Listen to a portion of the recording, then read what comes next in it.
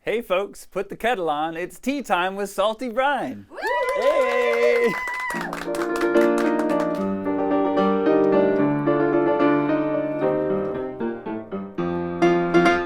Brace yourself, high octane action. Tea and chats bring satisfaction. Laugh and sing before we tea you. Yes, we clamor to be near you. Whoa. Now look who we have here. It's Misha Chowdhury. Whoa. Welcome, Misha. Welcome, audience. Welcome, folks at home. Salty's here to interview our guest, and then we'll go. That's right. Hope we can encourage you to buy tickets to this show. Cause maybe you were on the fence. But now you'll invite all of your friends. So let's cut all this nonsense and sip our tea and get to know Misha Chowdhury! Oh my goodness.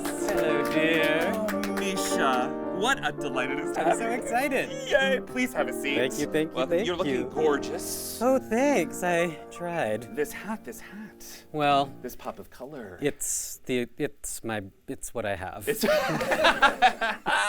it's what you have, it's who you are. Yes. I mean, it's giving everything. It's my new hair since I don't have any hair. You have all this hair too, so it's like I the switched. balance. Yeah, I used to have a lot up Did here. you have long? You had long hair? Oh yeah, down to my. Oh yes. Yes. Oh yes. It almost felt like you were going to say, "I'll show you a picture." Well, I do occasionally pull out my. I like give people a Facebook archive tour of. I would take that tour. Yeah, 2003 me was really quite Yanni. Oh my God. Yeah. I would love to see it. Okay, here we are. It's we tea are. time with Salty Brine. That Excited. means it's time for tea. Great. We have a beautiful, I think we have a herbal tea for you today. Yeah, lemon ginger. Yes, lemon ginger tea. Fabulous. You ready? Yeah. All right, here we go. I'm going to pour. I'll be mother, as they say. Do you drink tea? Do you like tea? Well, Well, I do, but I never make it for myself. Yeah. Hot beverages, I always feel like they need to cool down before I. Okay, well then. But I'll stir it. You just stir it? There's Yeah. nothing in it. No, we but haven't- that'll cool it down. Oh, it'll cool it down. Yeah, I hadn't thought. yeah, that's how I Okay, do it. how long should we do this? No, that's fine. It's beautiful. All right, I'm going to take a sip. Let's see. I mean, you don't have to. You could wait. I mean, We I should have can- gotten you iced tea. I'll pretend. Okay, yeah, you can fake. See, it's so hot. How do you? I love a hot Something tea. that burns your. I know. Yeah. You know what else I like is a hot shower, like a really hot Oh, me shower. too. Yeah. Do you? But then recently, Yeah. I learned this from my partner. I've been doing a cold burst at the very end Yes. in order to not sweat as soon as I come out of the shower. Oh, that's good. Yeah. Well, I hadn't thought about the not sweating, but I like to do like a hot, and then cold and Yeah. back and forth. Like back and forth, like freeze ice cold. Like a spa. Yes, like a spa. Yeah. I like a spa. There's one in Montreal called Bota Spa sur l'eau. That's a name. Yeah. That's it's, a whole it's name. Little, it's a spa in the middle of the river. Mm. I've never been to, that's the only spa I've ever been to. And is it nice? And I've only been on January 1st in Montreal in the freezing cold. So you go into the hot pool. It's and outside. Then it's outside. Yes. Yeah. Okay. Bracing. Well, I'm really glad we talked about that. That's not why we've come to talk No. together today, because I have on these notes cards many questions for you. Please. But spas are good. Okay. You've made a show. I have. It's called Public Obscenities. Tell me all about it. Let's start there. Yeah. What do I want to tell you about it? Yeah, This what is do you all wanna I tell talk me? about now is this play. It is a bilingual play in Bangla and English. Bangla is my mother tongue. I was born in India and moved here when I was quite young. And it is a super naturalistic family drama that takes place in Calcutta over the course of this 10-day trip that this couple, a Bengali American PhD student and his Black American cinematographer boyfriend, take back to the main character's family home in Kolkata. And what transpires over the course of those 10 days is the sort of life of the play. And it is, what else do I want to say about it? It emerges out of autobiographical circumstances. My partner and I, the plot isn't autobiographical, but what the texture of the world of the play and who the characters are and the house that they live in are really drawn from my own experiences moving back and forth between my life here and this family home in Calcutta. Yeah, I've heard you talk about it like autobiographical architecture. Ooh, have I said that? You have said it. Okay. Great, I like that. And I thought that was so brilliant because it isn't, like, as you're saying, the plot is not autobiographical, but the structure is in a way like architecture. Yeah, I mean the house is very much like a main character in the play, and this is my first time. I've been doing the theater for a long time, but I've never I've written. I've always been a writer, but I've never written like a good old fashioned play like this, like sitting at my laptop over the course of 2 years writing a play. Yeah. So this is kind of my debut as a playwright in that sense. And so I've never done this thing where you like, especially this kind of naturalistic play where you follow these characters, sort of like it felt like I was like chiseling away at a thing that already existed. I was like, oh, what do they do next? I don't know. I have to sort of like figure out what they do next.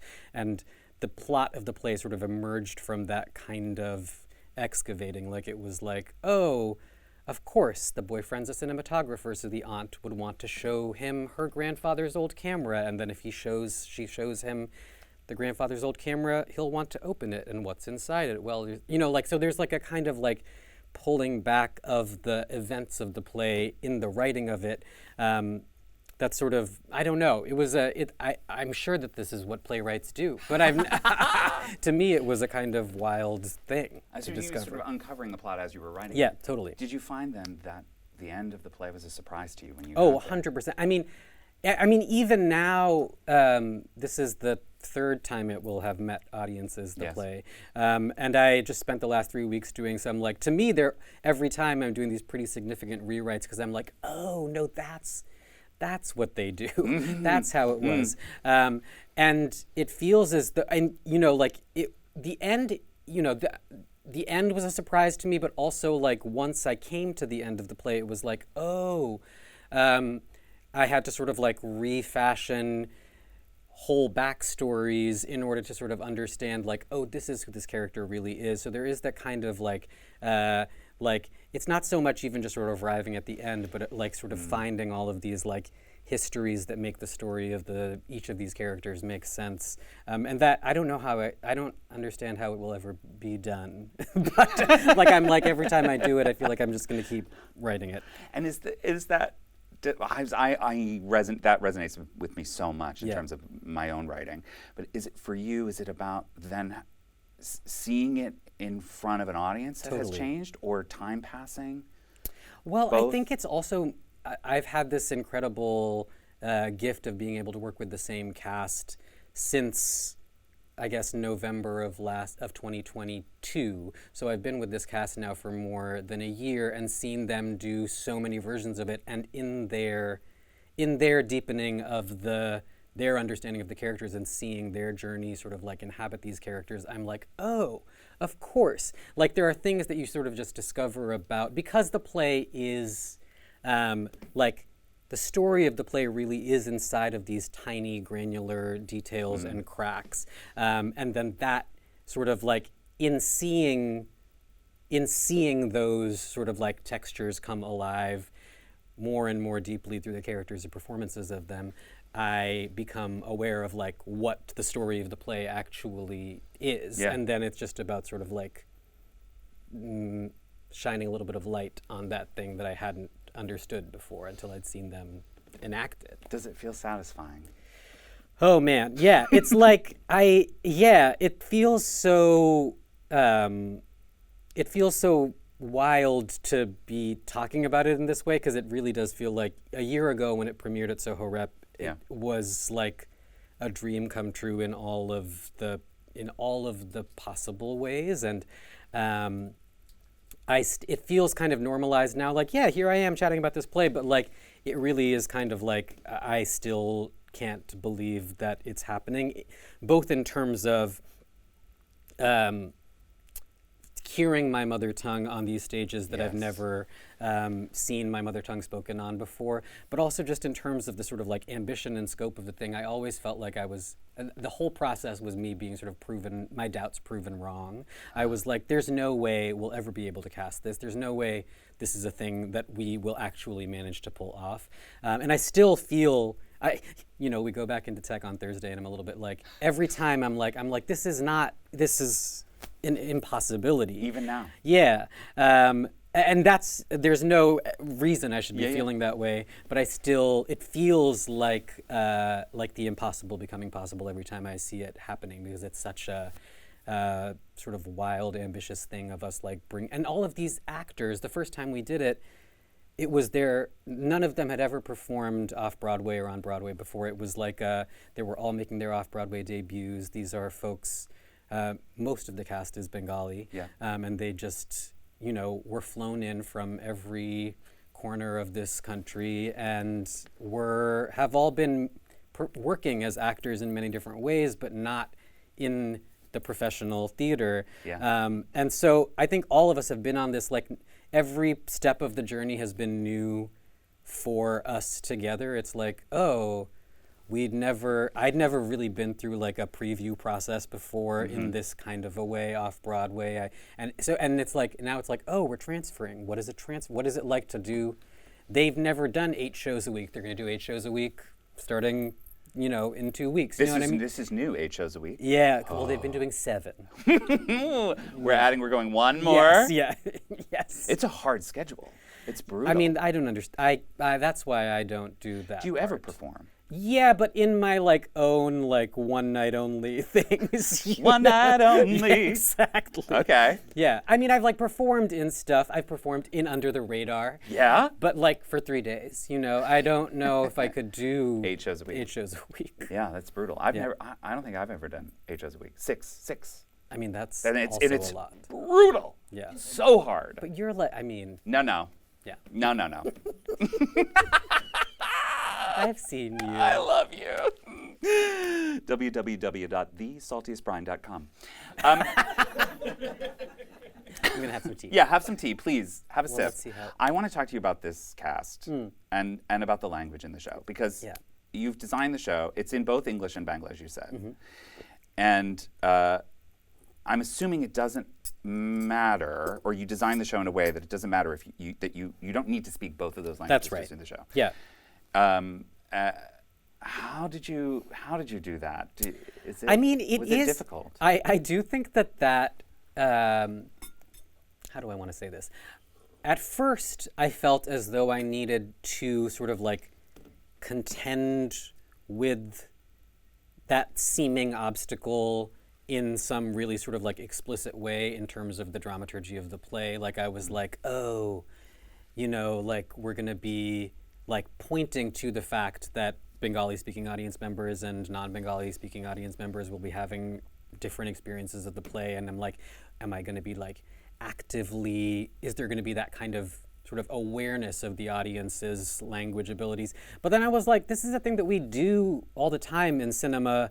It's just, and I'm it's not that radical. It's just radical in the context of theater, because we haven't been working with super titled theater outside of the opera for that long. Yeah. But I'm it's just, it's just good old fashioned subtitles. But but there are moments in the play where I choose to super title and I choose not to super title, because the audience's experience, it's sort of whose point of view are we in the scene? Because the play is about this one, in some ways the play is about this one Black American guy coming to Calcutta and sort of encountering this world he's never experienced before. So sometimes the audience is experiencing the play through his point of view, and so there's a lot of translating happening for him in real time by characters, and so the audience has experienced that kind of access to it. Yeah. And then other times it's just super titles.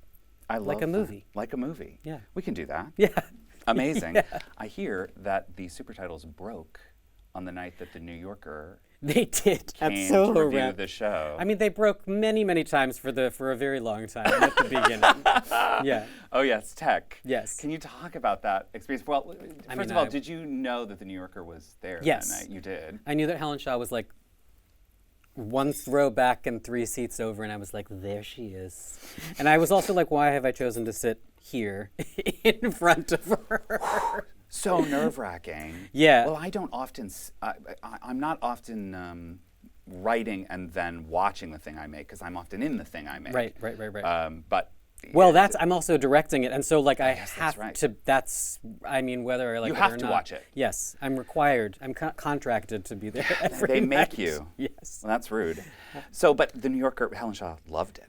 Yeah, I was. I mean, it was the most. I mean, not only did the super titles break, we had to like pause Yes. and just sort of like sit for like 15 minutes while. And this was, the second to last scene of the play. So I was like, we've been here for a while already. So, and it's in this tiny 65-seat house at Walker Space at Soho Rep, and so.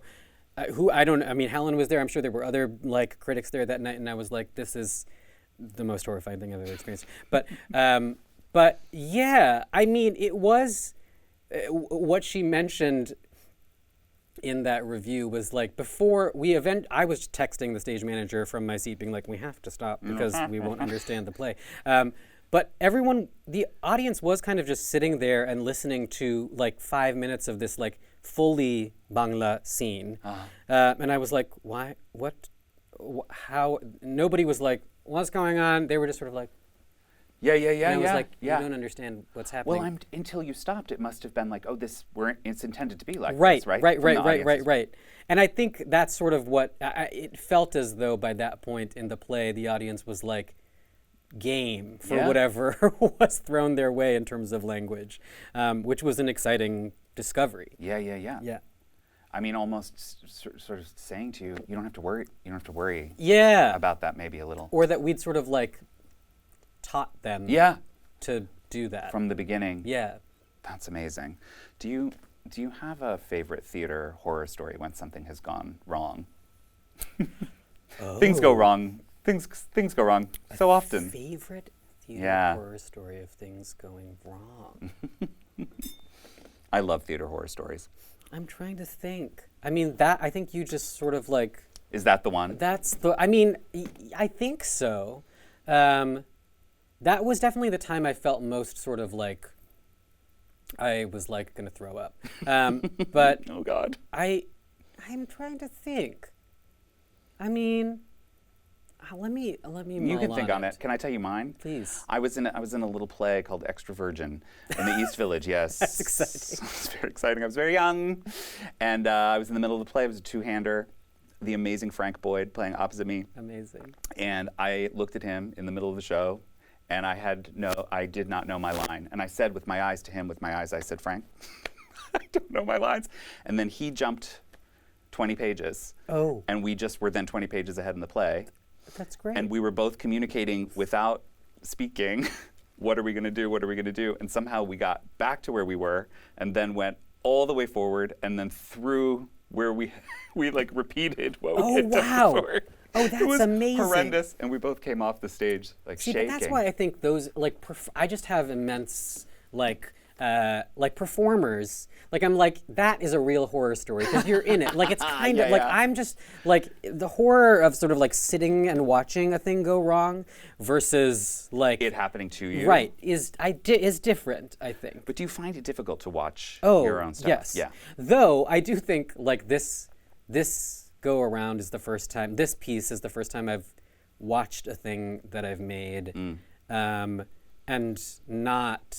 Eventually, there was a point at which I was able to start watching the show and enjoy it, like watch it like I was like, oh, it's a play happening. I'm not like, I don't feel like I am like responsible for it. Like it was its own machine that was running, and that's an experience I've never had before because I always felt like if I wasn't just sort of like tensing every muscle in my body, the thing would sort of fall apart somehow. Yeah. But now I'm like tensing only 50% of the Okay, muscles well in that's my good. body. That's an improvement. Yeah. Yeah. Oh my God. Yeah. Yeah, my friend Andrew Neisler, who's a director, lovely Andrew Neisler, he describes directing as, you build a ship, then you stand on the dock, and you watch it sail out in the ocean, and all you can do is hope it doesn't sink. That's right. And you're like standing there going, please don't sink, please don't sink, please don't Yes, sink, and exactly. you can't save anybody on That's the ship. exactly right. Oh, that's good. I'm Yeah. going to steal that. I love that. These amazing actors that you have, these Bangla-speaking actors, they have been brought in, as you said, from where? From all over the world, from all over the country, from I mean, India? so many of them. It's a super diverse cast in terms of like the Bangla-speaking constellation, because Bengali is a language that's spoken both in the state of West Bengal, in India, and in what is now Bangladesh. So half of the cast are of Bangladeshi origin, half of them are of West Bengali origin, like myself. It's a super intergenerational cast by virtue of what the play calls for.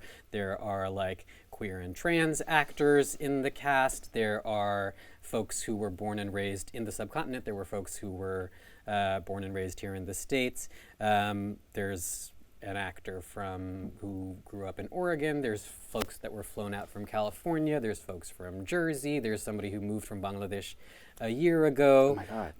And so it really is like the whole tapestry of what being Bengali means. And I also I know it's like a Bengali, but also so much of Jakim Dante Powell, who plays Rahim, is also like such a central figure in the play, and is not Bengali, and is a Black American man, and is an actor, and has been now, he's just like been living in this Bengali universe for the last year and a half.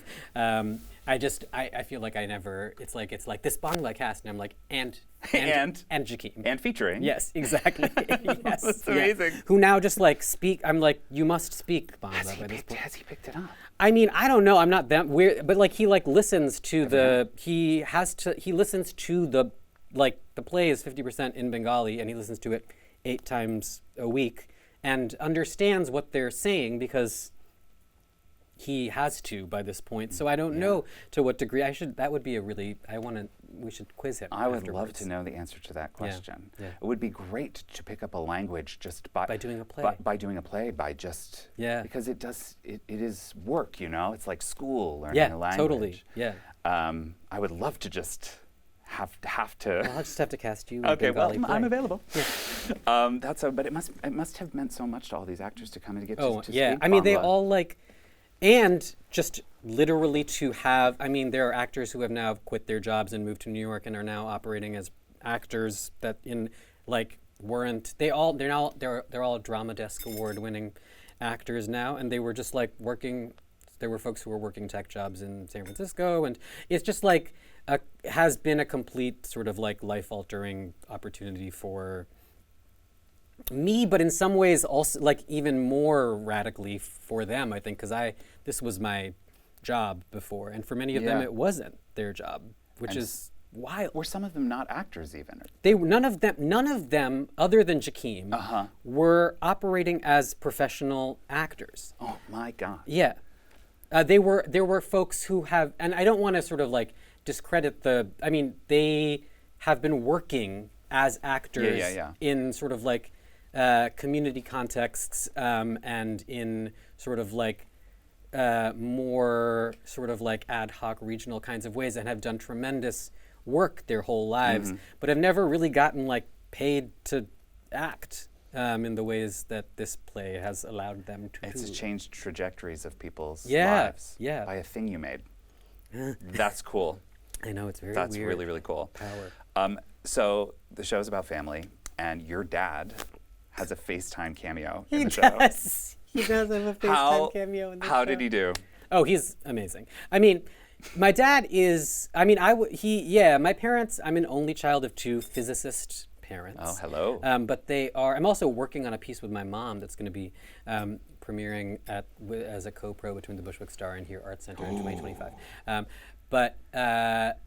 My mom is a singer. My dad was like he did like 7 plays a year when he was in college. I think I like got my dad is a much more like, he's a theater guy. Yeah. I wasn't really I was a very shy, like super, I don't know, like I wasn't naturally a theater person. I sort of like, theater made me a theater person. Like I sort of like aspired to be like the theater kids, and then sort of like figured out that I could be like them. But I think like my dad was always a theater nut, and I've sort of like learned as a young person, I feel like I learned to appreciate theater through him. But he's, I mean, yeah, he like, when I was in grad school at Columbia, he would like come down and do some Death of a Salesman scenes for Anne Bogart. Oh my God. You know? So he's been supportive of Oh, from the start, both your totally. Yeah, parents. yeah. My parents, I mean, yeah, my relationship with my parents, like, and the play is also kind of inspired by this kind of family life, I think. But my parents, they were the first people I came out to. There's never been my sort of like, everyone's like, you're a, like you have two physicist parents, you're an artist. Like, there's never been any of that kind of like coming up against an obstacle around like what I wanted to do. They've always been, I think in some ways they're like, yeah, this is like, we wish we could be doing what you're doing. That's incredible. Yeah. And now you've made the show about family. Yeah. And which makes sense because it sounds like. Yeah, I do think all of my I think everything that I write is ultimately sort of coming from my sort of like forever source material of like that. There's so much rich material to mine in my family that I feel like even though I'm like, maybe I should do something else eventually, but I think I'm always sort of like picking at that sort of treasure trove. Incredible. Yeah. Oh my God. Thank you so much for coming to talk to me. Oh my goodness. Thank you for having me, Salty. Misha Chowdhury, ladies and gentlemen. Incredible. Thank you, Misha. Public Obscenities runs January 17th through the 21st at Theater for a New Audience. We are so excited to come see it. I can't wait. Thank you so much. Nate Wida, play us out. Woo!